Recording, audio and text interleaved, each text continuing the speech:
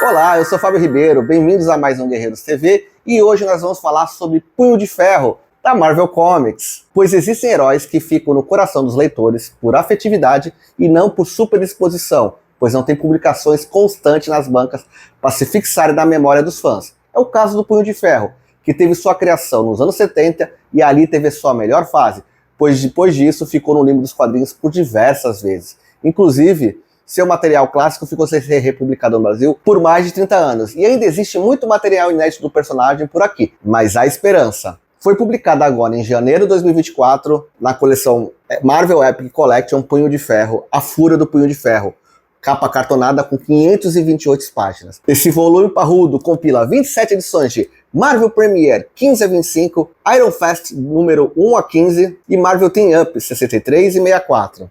Então a gente vai fazer um panorama sobre a publicação do personagem sem entrar no conteúdo das histórias de maneira explícita, para não dar spoilers. Vou tentar me controlar. O Punho de Ferro foi criado por Roy Thomas e Gil Kane, onde ele apareceu pela primeira vez na Marvel Premiere, número 15, de maio de 74. O personagem é Daniel Rand, um lutador de artes marciais e portador de uma força mística conhecida como Punho de Ferro, que lhe permite convocar e focar o seu chi.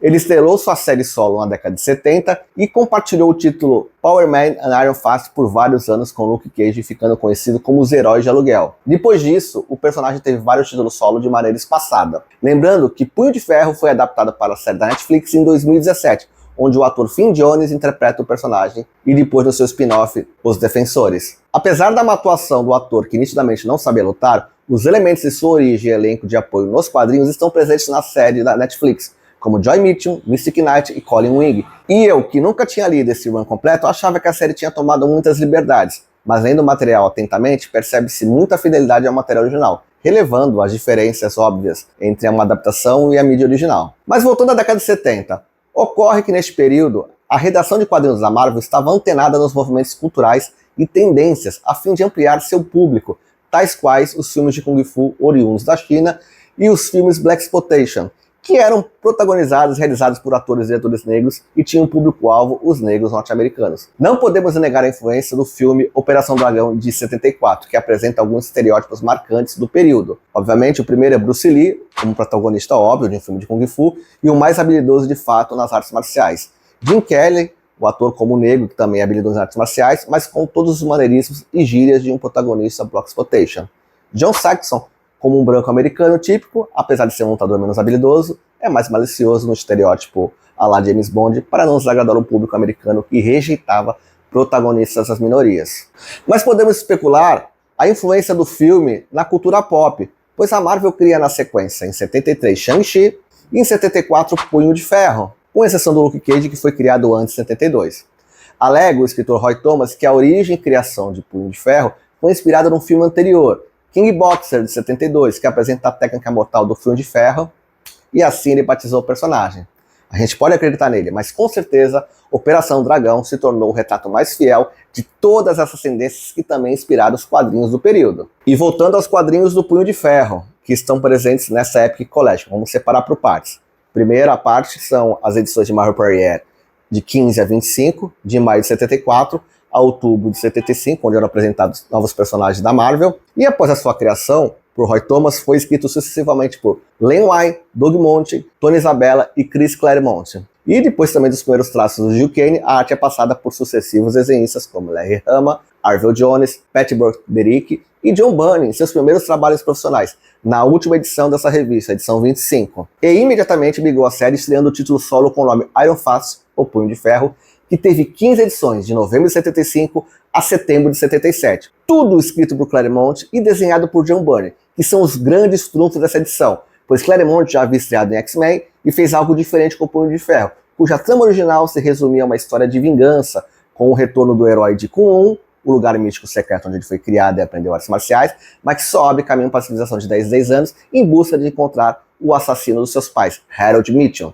Claremont, nessa fase, trabalha com novos rumos para o personagem. Suas motivações, após já ter alcançado a sua suposta vingança, o lança numa jornada de autoconhecimento, mas também introduzindo os personagens do passado do herói, mas amarrando todas as pontas soltas. Ou quase. Porque com o fim da revista solo, que acabou no número 15, deixou em aberto um subenredo envolvendo o inimigo Serpente de Aço não resolvido, e como solução, migrou novamente a revista para Marvel Team Up, que mostrava o encontro do Homem-Aranha com outros heróis. E nas edições 63 e 64, encerra esse run e este encadernado. E uma parte importante como leitor, porque este material foi publicado primeiramente pela RGE, no Super Almanac do Homem-Aranha número 6 de 82, e depois pela Abril em Heróis da TV 75 e 76 no ano de 1985. E em meus achados nos sebos da época, que foi onde eu conheci o personagem. Cara, eu me apaixonei pela arte do Bunny, que eu estava conhecendo simultaneamente na mesma época em X-Men, inclusive na história que junta ambos os elencos, cortesia do escritor Chris Claremont. E meus amigos, ali se vê a evolução de John Byrne. É de encher os olhos perceber o artista refinando seu traço, que já era acima da média, com arte finalistas diversos, mas que viria a atingir seu auge em X-Men em pouquíssimos anos depois. Mas suas splash pages já chamavam a atenção dos leitores e com certeza é o que motivará os leitores antigos como eu a comprar este encadernado. Mas já que mencionamos a publicação no Brasil, vamos voltar um pouco no tempo e lembrar que em 77, a famigerada editora Block, aquela das cores trocadas, foi responsável pela estreia do personagem em sua revista própria, que além de trocar o nome do personagem título para Punho de Aço, também trocou as cores de Punho de Ferro para azul e vermelho. Foram 5 edições formatinhos que exprimiram 12 edições gringas da revista solo da fase Claremont Byrne, como? Eu não sei, sinceramente. E deixando de inédito o material anterior com a sua origem, publicado poucos anos depois na Abril, tentando recriar a sequência correta.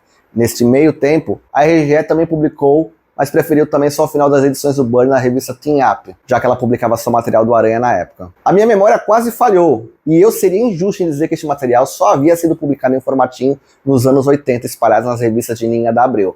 Porém, a Panini, com um hiato de quase 30 anos, já republicou boa parte desse material na coleção histórica Paladinos Marvel em 2019. E a Salvat um recorte bem pequeno dentro da coleção Capa Preta, em 2017, numa única edição dedicada ao Punho de Ferro, mas completinha assim, somente essa edição Epic Collection de 2024.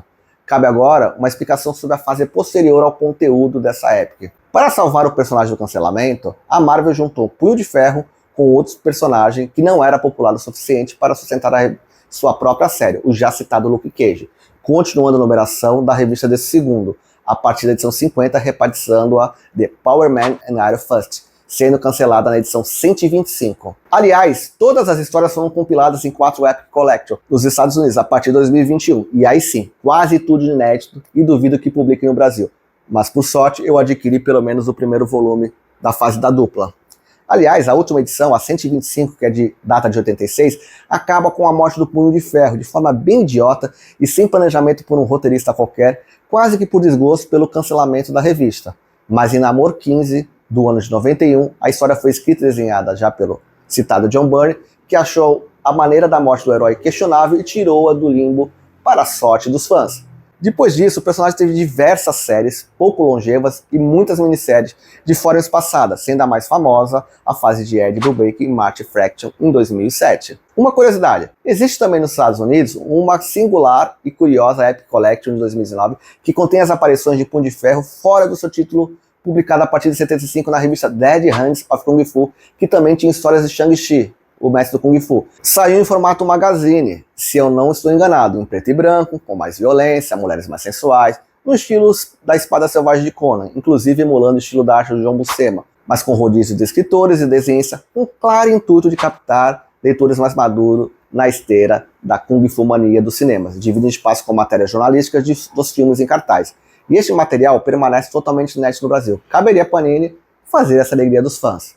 Outra curiosidade é que as capas deste magazine, com arte pintada, foram utilizadas nas edições da editora Block, mesmo que o conteúdo das histórias fossem de outra revista, o título solo do personagem. Então era isso, espero ter ajudado os colecionadores na hora da sua aquisição, com conteúdo informativo e pesquisa, mas deixando claro que este canal só fala do que gosta, sem influência das editoras. Curtam, comentem, aliás os comentários têm se multiplicado no canal, e ficamos muito felizes, e compartilhem, e até o próximo vídeo.